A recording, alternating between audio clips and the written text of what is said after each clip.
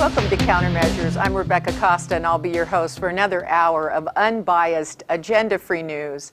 I know that I speak for many Americans who are tired of the infighting, finger-pointing, and gridlock in our nation's capital today. Folks like me who don't care which side of the aisle a good idea comes from, so long as it can fix our problems. I don't believe Republicans have cornered the market on all the solutions any more than I think the Democrats are 100% right 100% of the time. Like me, most Americans look at issues on a case-by-case basis and then they make up their own minds.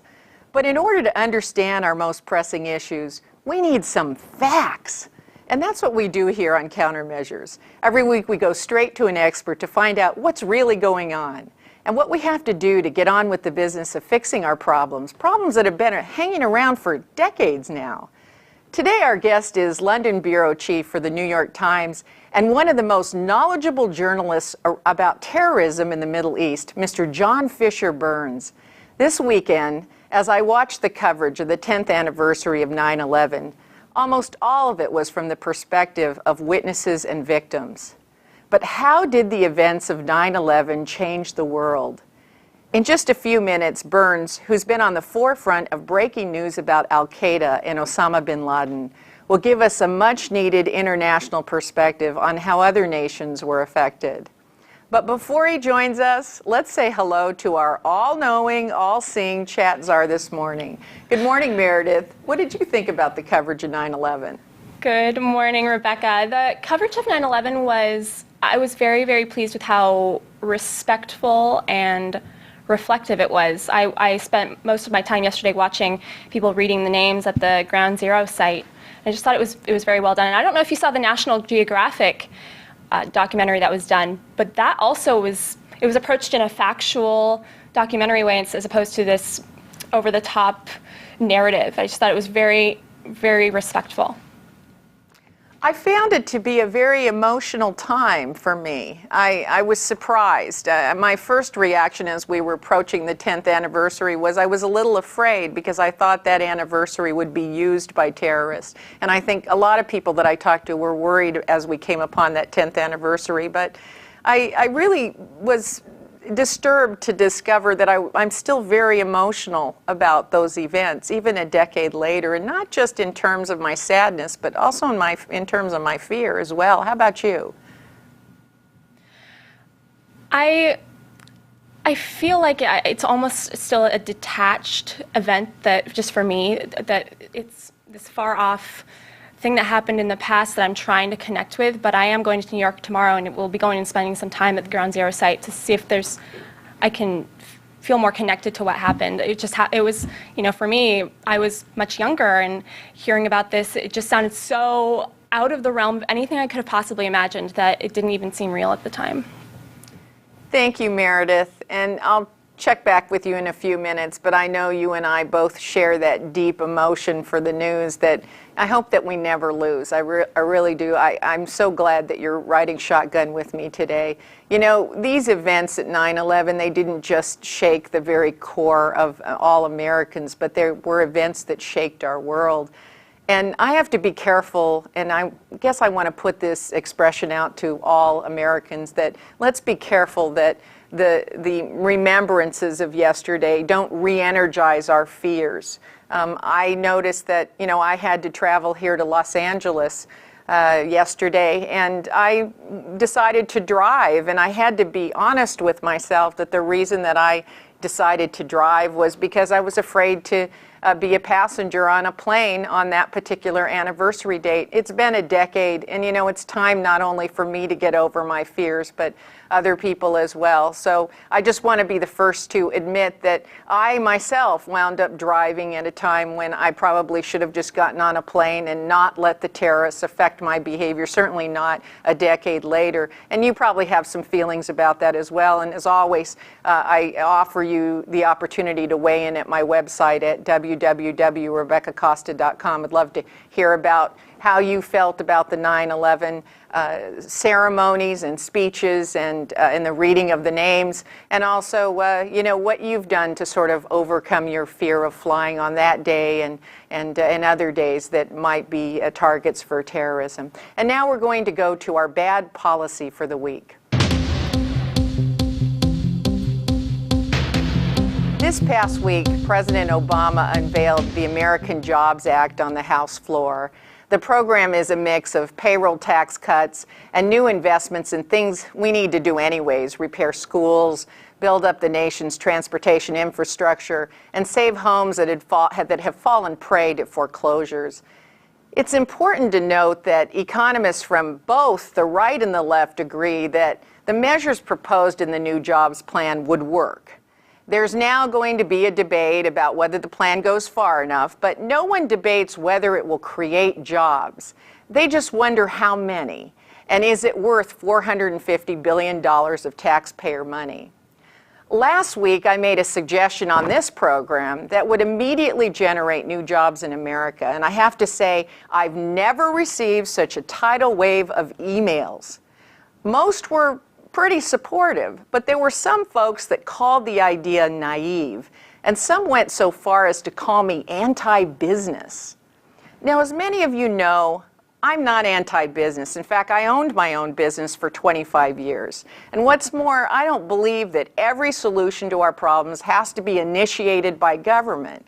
So my very simple, and by the way, completely free suggestion was to call upon American workers not to accept paid or unpaid overtime, because this single act would cause employers to open up somewhere between 5 to 10% new jobs in this country. A little over 2 years ago, 40% of American workers indicated that they worked overtime. About half of them, around 20%, said they worked 50 hours a week instead of 40. So if you do the math, for every 4 of those workers who turned down overtime, 1 new full-time job would be opened up. That's why last week I said overtime is unpatriotic. Make no mistake about it. When you accept overtime, you're taking a job away from a fellow American. What happened to the days when the president could go on the television and just motivate the American people to step up and do the right thing? I don't happen to think that asking Americans to voluntarily help out their country is naive. Most people I know love their country, and many have given their lives for it. So I don't see where asking Americans to sacrifice a little overtime so that new jobs can be created is naive. Think about it. Compared to the alternatives, it's a sacrifice many of us would be willing to make if called upon to do so. And for those who say that rejecting overtime will cause the American worker to fall further behind the world in terms of productivity, well, here's a fact that you may not know. The American worker is the most productive worker in the world, and not by a small margin either. Every American worker produces 10% more goods and services than any of their counterparts on foreign soil. And for others that claim that if we stop accepting overtime, employers will simply ship those jobs overseas, it's estimated that 60 to 80% of the new jobs created in this country come from small business, not multinational conglomerates who have offices and factories all over the world. So while some new jobs may find their way offshore, it's likely that most will remain right here on U.S. soil. And finally, let me add that turning down overtime isn't exactly going to be terrible for the quality of our lives. Taking time to be with our children, our spouses, and friends is all essential to human happiness. According to the U.S. Department of Labor, working parents now spend 47 minutes a day with their children between the ages of 6 and 16. We may be the most productive worker in the world, and we may also work longer hours than anyone else. But I'm asking you to step back and think about what it means to be a living, thriving human being. And then ask yourself whether overtime is good for you. Even if you don't want to turn overtime down to give the American economy a boost, do it for the quality of your life. your family will thank you for it. Now, I'm not going to weigh in on whether the president's new jobs program is the best plan for the nation. That's something economists and experts will determine in the coming weeks. But I will say that I was disappointed not to hear the president call upon all patriotic Americans to stop working overtime so that new jobs will open up. It's something that 40% of the country can do today, right now, to help Americans get back on its feet. And it wouldn't cost taxpayers a thing. And that's our look at the policy of the week. If you have comments about the Americans Job Act, visit my website at www.RebeccaCosta.com. There's a place to contact me and send me your remarks, so please keep them coming. Next up, Mr. John Fisher Burns, London bureau chief for the New York Times and a journalist that has been on the forefront of covering terrorism in the Middle East, including filing a story with the New York Times just 2 days before 9/11 about the dangers of an Al-Qaeda attack on U.S. soil. That story next. If you haven't picked up a copy of The Watchman's Rattle yet, may I make a suggestion? First, read what the experts have to say about the book.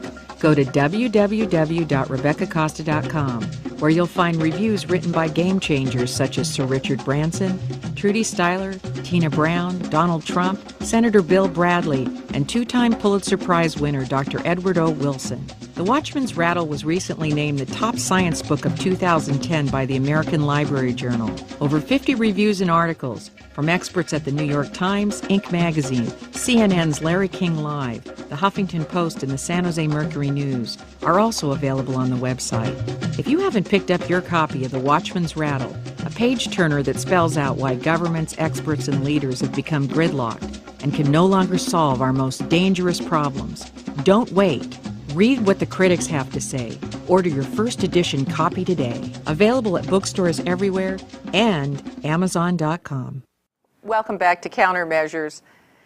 You know, we've had a lot of guests on my radio program, on my television program, but I have to tell you that the one guest that I was looking forward to speaking to on 9/11 was John Fisher Burns. He is the London bureau chief at the present time, but he's also been on the forefront of covering terrorism in the Middle East, and he's actually been called the Dean of Foreign Correspondence.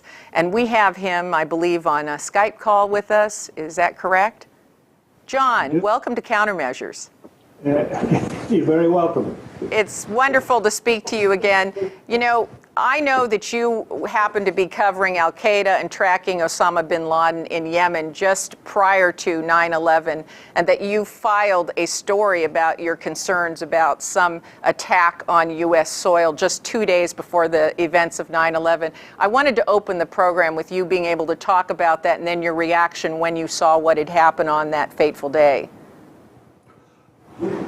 Well, I want to say to begin with that I'm not a seer. I don't have a crystal ball.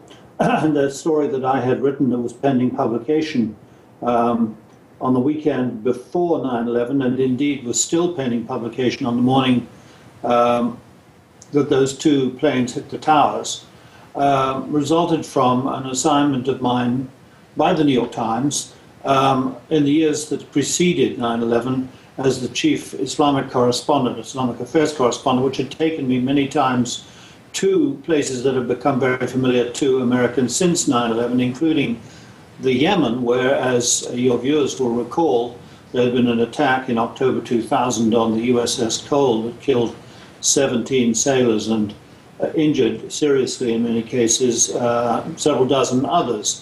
That was an Al-Qaeda attack. It was a curtain raiser for what happened on 9/11.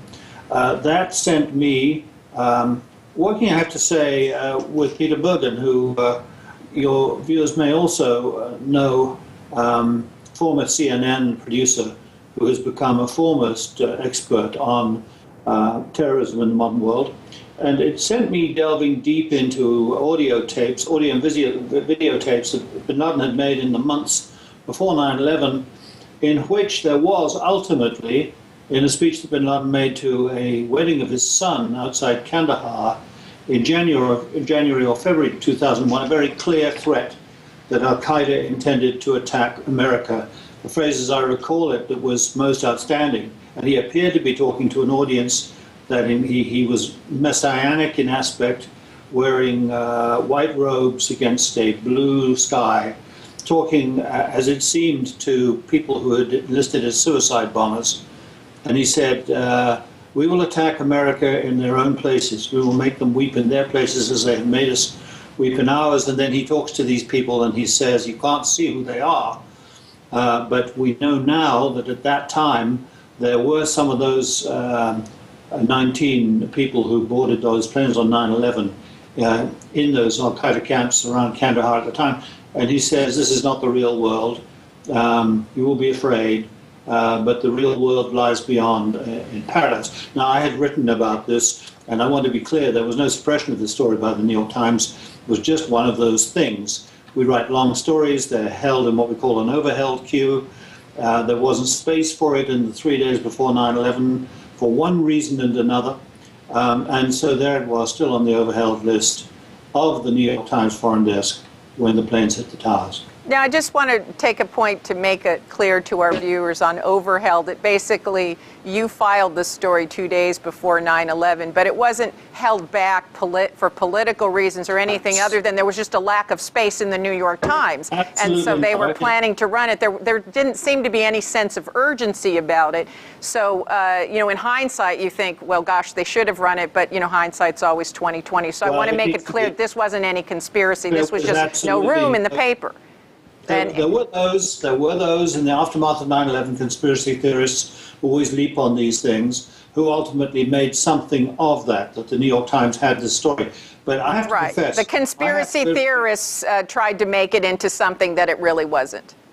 That's absolutely right, and I appreciate the opportunity on your program to set that right. I mean, I have to say, if I'm completely straightforward about this, that I had filed and they had edited something like 2,500 words.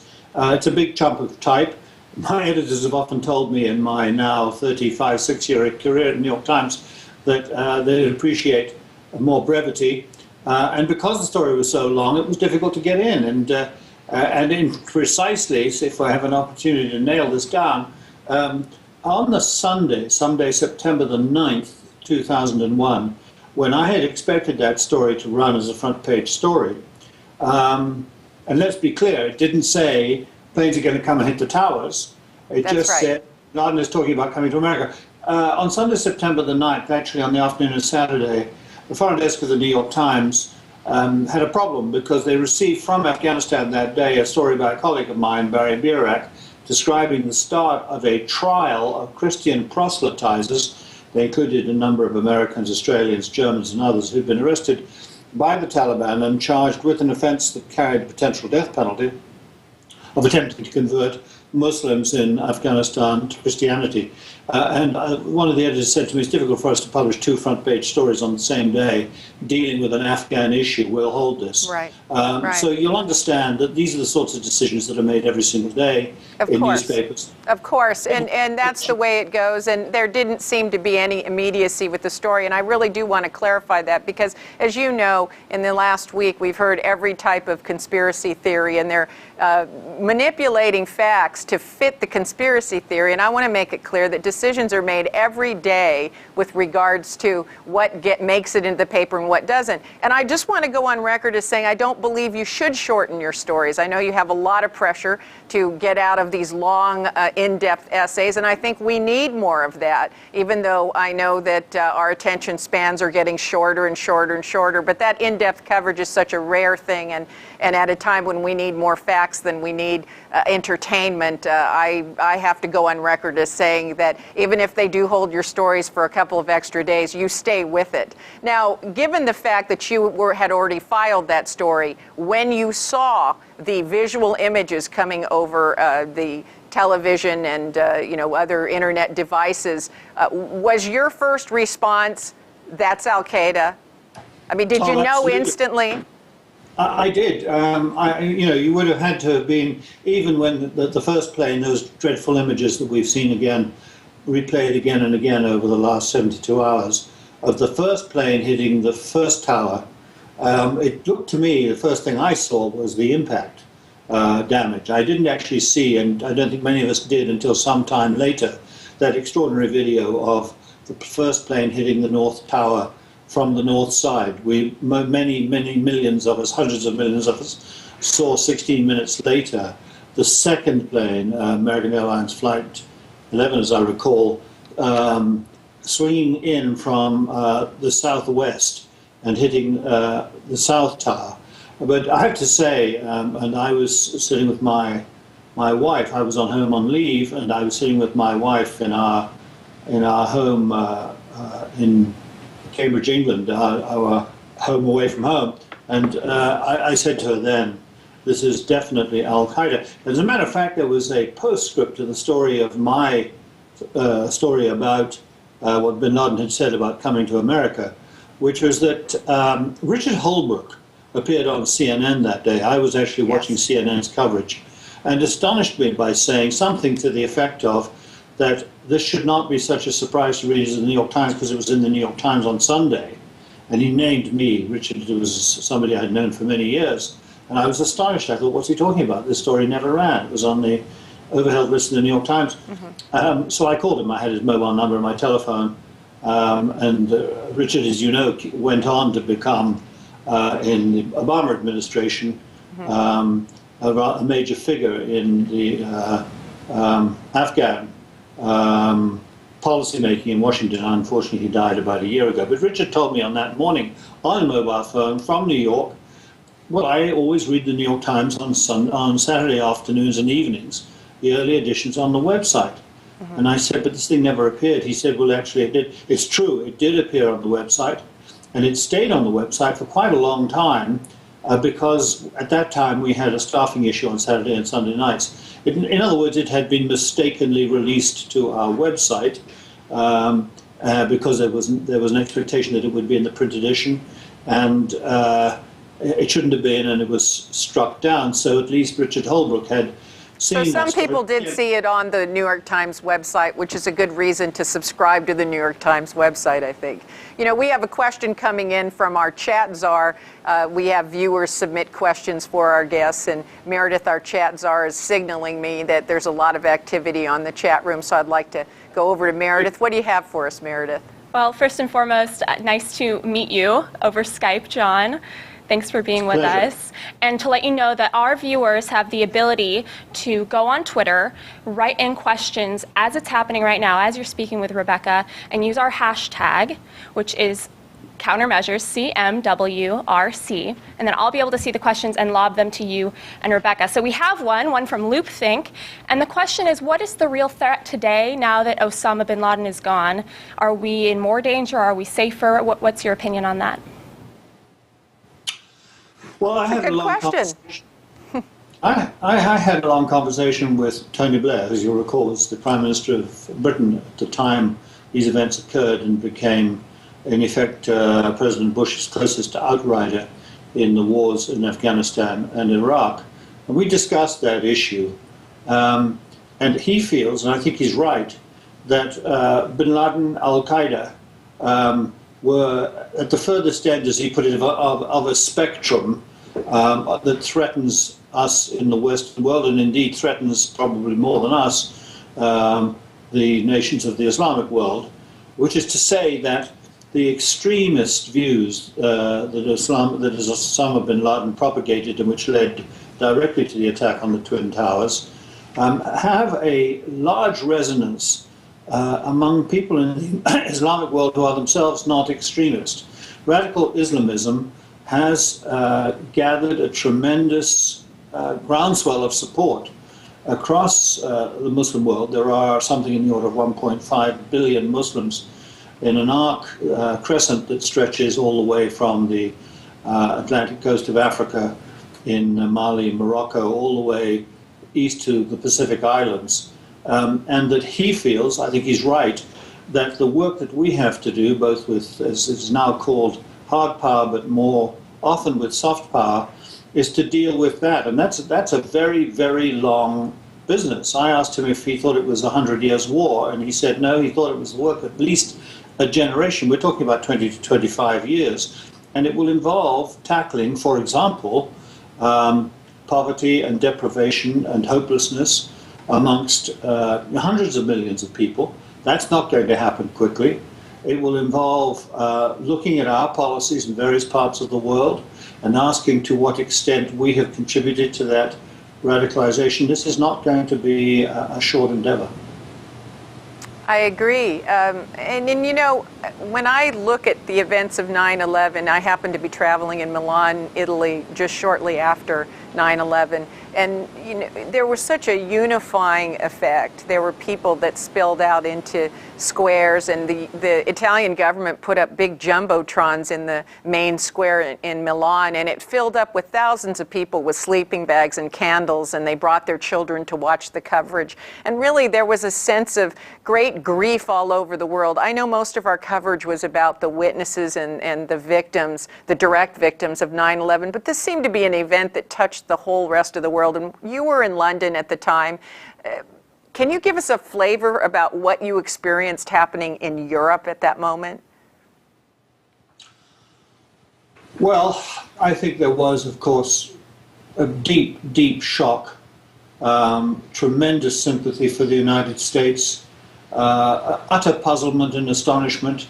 You know, if you'd walked into the streets of London or Paris or Rome or Berlin at that time, as indeed into 100 other capitals in the world, and you ask people what they knew of Osama bin Laden or Al-Qaeda, you've got blank stares from probably 85 out of 100 people. Nowadays, probably 99 out of 100 would know what you were talking about. This was, as you know, the before and after moment of our lives.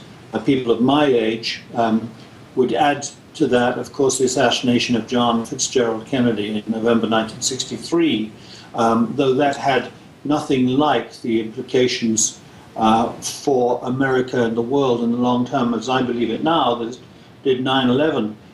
This was simply that came, as so many people have said, out of the blue, literally out of the blue.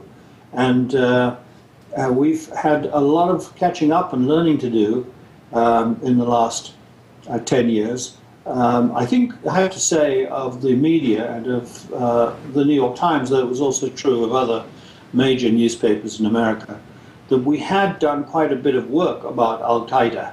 But if you ask me, had we really envisaged the possibilities of what they could do, the scope of it, I think we'd have to hold up our hands and say that just like the FBI, the CIA, MI5, MI6, French security, and other agencies appointed to track these things, we hadn't.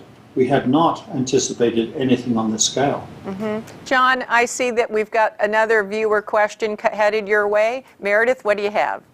John, you said you were in London, so we have a question about what your opinions are about how our President George W. Bush and Tony Blair handled the situation with terror at that time versus how the administrations now are handling the terror threat. Well, first of all, I think that the vast majority of fair-minded people, not only in the United States but in Britain and elsewhere, would agree that George Bush's options on September the 11th, 2001, were not many. I've always thought, although you have to understand I'm a reporter and I'm not a propagator, opinion is left to other people in the New York Times, but I think it's fair to say that almost anybody you might imagine who would have been in the Oval Office of the White House that day or 10 Downing Street would have felt that you had to go after the Taliban and the sanctuary that they had provided for Al-Qaeda. The really serious questions begin after that. They were the way in which the war in Afghanistan was pursued, and the way in which we were distracted by the invasion and occupation of Iraq, which was probably the overwhelming question. As for the problem that now faces President Obama and his partners in London, like David Cameron and President Sarkozy, of course, it's a different problem. It's still a highly vexatious problem. We still have two unresolved wars, and not, in my judgment, a great deal of hope that we're going to achieve a happy landing in either of them. But they do have the great advantage of hindsight. Of course, they have 10 years of experience in this, which was evidenced, I think, in the way in which the problem in Libya was dealt with. No boots on the ground, but use assets, including assets, by the way, which were not available except in very scarce numbers at the time of 9/11, which was crucially drones, predators, and similar unmanned aircraft with strike missiles on them, which have proved so effective now in reducing Al-Qaeda. You know, when I think about how unified the world was, you were in London, I was in Milan during and just shortly after 9/11, when I think about how unified the world was, and then how public opinion sort of slipped away from us as we went into Iraq and as we stepped up in Afghanistan, I wonder if the United States did anything, in your view, to squander that public unified sentiment. Do you see that as we made some mistakes? Were they public relations mistakes? Should we have dealt with Afghanistan before we went into Iraq? I know that you were in Baghdad when we went in and occupied Baghdad and went into Iraq. So I'd like to find out from you, did we squander that opportunity to bring the world together and to cooperatively go after these terrorists? Well, look, I think you'd have to be a fool and blinkered not to say that pretty serious mistakes were made. How shall we count them? It's enough to mention whether or not the Iraq war was a mistake. The invasion of Iraq, as many people believe it was, the timing of it, which was an elective thing, did distract us from Afghanistan. But I think it needs to be said, too, that the opprobrium that has been visited on Tony Blair and George Bush has, in my view, drawn on something that all imperial powers throughout history have had to confront, including my own country, Britain, which is it's difficult to be top dog.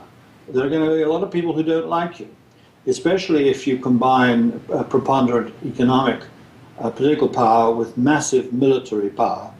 There are always going to be people who object. Now, this is not to diminish in any way the impact of things like Abu Ghraib, the prisoner abuse scandal in Abu Ghraib. The fact that we went to war in Iraq without any really effective plan, none at least that was implemented to deal with the aftermath for nation building. There were these, we could take a lot of time reciting all of the mistakes that were made and from which, God grant, we have now learned lessons. But I think it needs to be also to be said that in the condemnation of Bush and Blair, with the benefit, of course, of hindsight, there's been also a certain kind of mischievous element which has attempted, if you will, to move the goalposts. And let me just give you one example, because I certainly don't want to be polemical about this. But it's frequently said that the WMD, the weapons of mass destruction argument, was completely false and known to be false by Bush and Blair and high officials of their two administrations. That, to my mind, is about half-truth, because what it leaves unsaid is we know there were no weapons of mass destruction, we know that the intelligence was massaged, and all of this was very wrong and very regrettable. But it also needs to be said, and certainly I felt this very strongly in Iraq in the last year of Saddam, he had defied, how many was it? A dozen or more resolutions of the Security Council of the United Nations that followed the first Gulf War. He had, for at least 5 or 6 years after the first Gulf War, had a very active program, weapons of mass destruction. By that time, the nuclear program, although we didn't know it, was effectively null and void, but the development of missile-borne biological and chemical weapons wasn't. Whose testimony can we rely on for that? Well, Saddam's own son-in-law, who defected.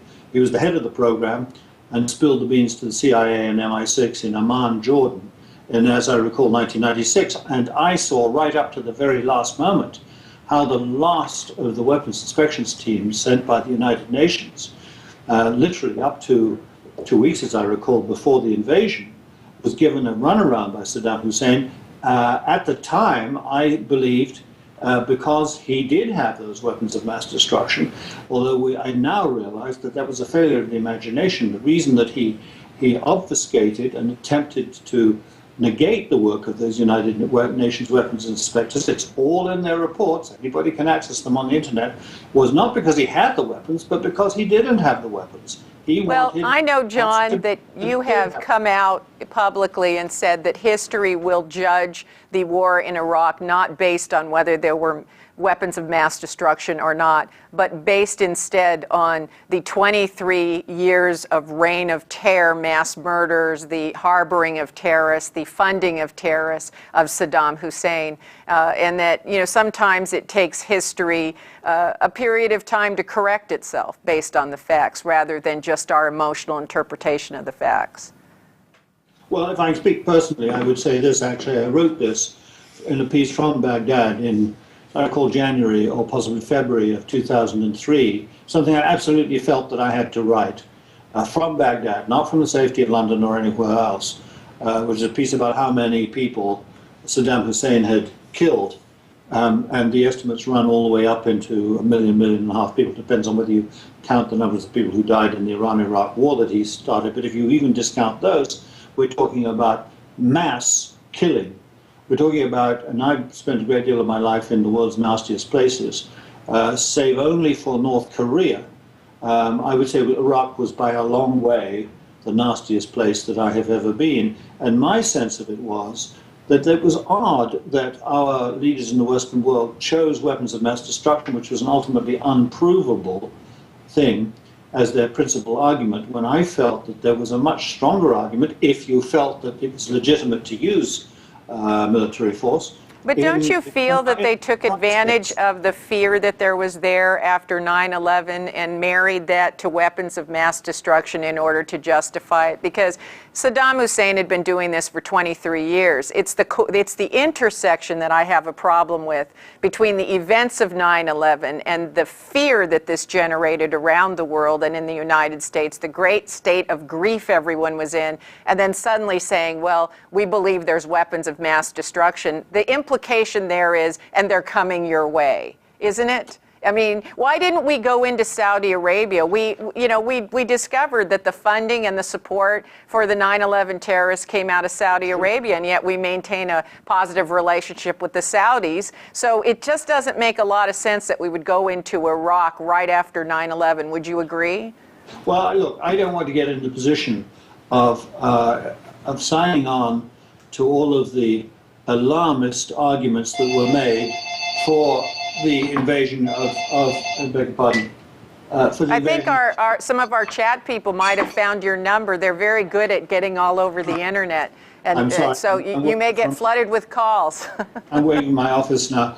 Look, I don't want to sign on to that alarmism, but I think it is fair to say that there was at least the margins of this, a genuine concern. If Saddam developed those weapons, given the posture he was then taking towards the Western world, was it impossible that those weapons could find their way into the hands of people, Saddam himself? Why was he building those weapons in the first place? As much because he wished to destroy Israel as anything else. But was it possible those weapons could find their way into the hands of Islamist radicals? Now, I'm not going to argue that Al-Qaeda had any kind of place in Saddam's Iraq. I don't believe they did. But I can tell you this, in some of the speeches that Saddam Hussein made, quite close to the end, when American troops were already amassed in Kuwait, he embraced Islamic militants. In fact, he specifically endorsed and embraced an Islamic militant attack on American soldiers in Kuwait. And I'm drawing on a deep memory here, but that occurred in the weeks and months before the invasion. That's not to say that there was a legitimate argument that we had to smash Saddam Hussein because he was sponsoring Al-Qaeda. He wasn't. Al-Qaeda was his enemy. But he was at the same time a man of such viciousness and such malign nature that it wasn't impossible that the enemy of my enemy is my friend could have entered the picture.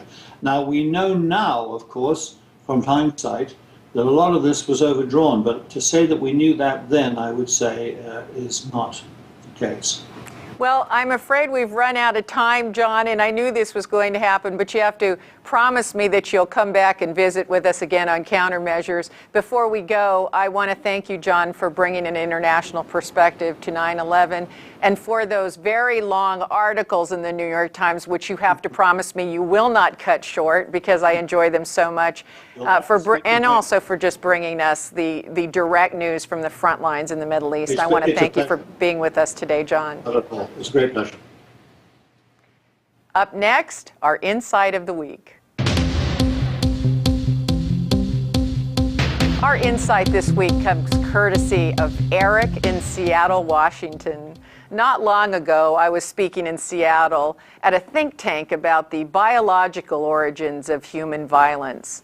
As an evolutionary biologist, I view human behavior, including events like 9/11, through the lens of our genetic inheritance. What role did extreme violence play in the survival of our primitive ancestors? And what role do these same instincts play out today in the modern world? After my speech, an engineer came up to me and he told me that he worked for a major aircraft manufacturer, and for years he'd been trying to put through a solution that would completely eliminate hijacking and using commercial aircraft as a weapon. And since I'm not an engineer, I asked him to explain this to me in terms that I could understand. And he said, "Get rid of the door between the crew and passengers." Now, at first, I wasn't sure what he meant. And then he explained that it'd be very easy to add a second door to the exterior of the plane where the crew entered their own compartment, complete with a restroom and coffee pot, and passengers would enter the plane from a separate door leading to the main cabin. So even if a terrorist took control of the passenger section of the plane, it would be physically impossible to get them into the cockpit. There'd be no door between the passengers and the crew. I had to think about this for a while. I'm not sure, but I think the reason there's access between the passengers and the crew is so that the crew can assist passengers or have access to the rest of the plane in the event of an emergency. But then I had to ask myself, what emergency?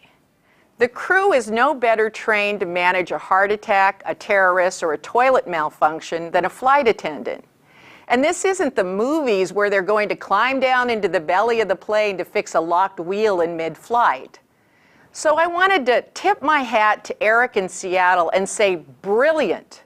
Close off the cockpit and give the crew their own exterior door. It's an easy mechanical fix. It'll take a lot of us who have to fly for a living back on planes all over again.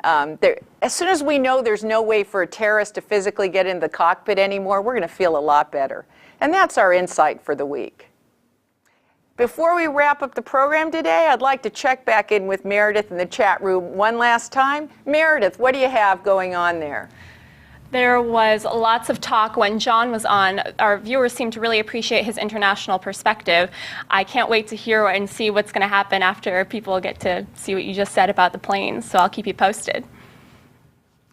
And I'll be interested about your feedback. If you have some insights and some brilliant ideas, be sure to send them to me to www.RebeccaCosta.com. Next week, I'll be on tour for my book, The Watchman's Rattle. So emPOWERme.tv will be rebroadcasting the interview today with legendary journalist John Fisher Burns. If you missed the full interview or you have friends who missed our program today, please let them know that we'll be rebroadcasting right here next Monday at 9 a.m. on emPOWERme.tv. I'm Rebecca Costa, and I want to thank you for joining me today on Countermeasures.